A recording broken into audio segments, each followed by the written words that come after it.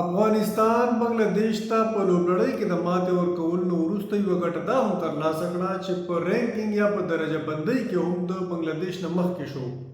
د آی سی سی تازه درجه بندي یا رینکینګ چې خپور شوی دی په هغې کې افغانستان 8م مقام ته پورته شوی دی. تر دې مخکې افغانستان په 9م مقام کې و او بنگلاديش په 8م مقام کې و، خو د افغانستان څخه په 2 لوبو کې او په لوبلړۍ کې د ماتې خوړلو نه وروسته بنگلاديش 9م مقام ته تللی دی او افغانستان چې دی هغه په 8م مقام باندې راغلی دی چې دا هم ډېره د خوشحالۍ خبره ده. افغانستان په 8م مقام دی چې په 32 لوبو کې 3162 پوینټس دي او 15 نمره ده رینکینګ دی، درجه بندي ده.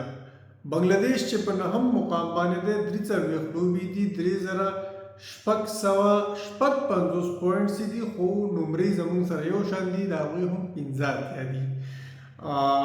یعنی زموږ او د افغانستان یعنی زموږ او د بنگلاديش نمرې چې دي تقریبا یو شان دي، خو افغانستان ترې مخکې دی او بنگلاديش شاته دی. د افغانستان را روانې لوبې چې دي هغه د زیمبابوې سره دي په دسمبر کې چې 3 یو ورځنۍ نړیوالې یو ورځنۍ لوبې پکې شاملې دي. خو د بنگلاديش لوبې چې کومې دي نو هغه بیا د ویسټ انډیز سره دي چې هغوی هم په دسمبر کې 3 نړیوالې یو ورځنۍ لوبې ترسره کوي. نو دې کې معلومه شي چې کومه لوبډله نوره مخکې ځي او یا بیرته دغه مقامونه بدلیږي که نه بدلیږي، څه کیسه کېدلی شي، ځکه اوس چې دی اوس هم دومره زیات فرق نشته دی. بیا تر بنگلاديش هم وروسته چې کومه لوبډله ده هغه د ویسټ انډیز لوبډله ده چې په 9م مقام کې قرار لري. خو که د آی سی سی تازه درجه بندۍ خبره وشي نو هند چې دی هغه بیا په لومړي مقام دی په نړیوالو یو ورځنیو لوبو درجه بندۍ کې. هند چې دی هغه 118 نمرې لري او لومړی مقام یې خپل کړی دی. همداراز استرالیا 2م مقام لري، پاکستان 3م مقام لري، سویلي افریقا 4م مقام لري، نیوزیلند 5م مقام لري، سریلانکا 6م مقام لري، انګلستان 9م مقام لري او بیا افغانستان راځي چې 8م مقام لري.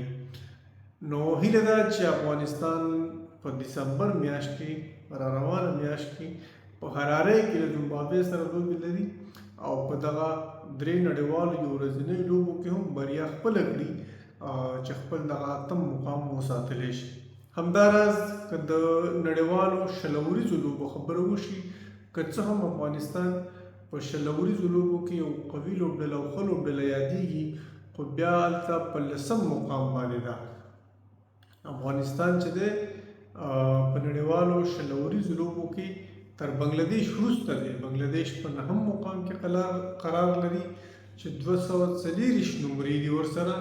افغانستان چې دی هغه په 10م مقام کې قرار لري، 230 نمرې دي، یو نمرې د بنگلاديش نه ښکته ده او د هغې نه وروسته په 11م مقام کې بیا د آیرلینډ لوبډله ده. په همدې د نړیوالو شلوریزو لوبو درجه بندۍ کې هم که وګورو تر ټولو سر کې چې کومه لوبډله ده هغه د هند لوبډله ده چې 288 نمرې لري او په لومړي سر کې قرار لري. له هغه وروسته بیا استرالیا په 2م مقام کې ده، انګلستان په 3م مقام کې دی، ویسټ انډیز چې په نړیوالو یو ورځنیو لوبو کې په 10م مقام کې قرار لري، په نړیوالو شلوریزو لوبو کې په درجه بندۍ کې په 4م مقام کې ده او دا هم انګلینډ ته اوس مخکې شوی دی، یعنې مخکې په 3م مقام کې وه.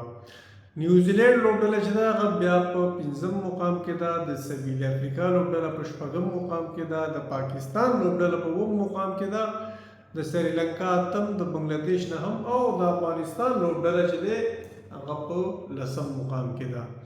هیله ده چې زیمبابوې سره زموږ کوم ټیسټ لوبې دي، یو ورځنۍ لوبې دي، شلوریزې لوبې دي، په هغې کې افغانستان ښه وځلیږي او خپل دغه رینکینګ هم ښه کړي. په دې ویډیو کې هم دومره، د بلې ویډیو پورې ماته اجازه راکړئ. د خدای په امان.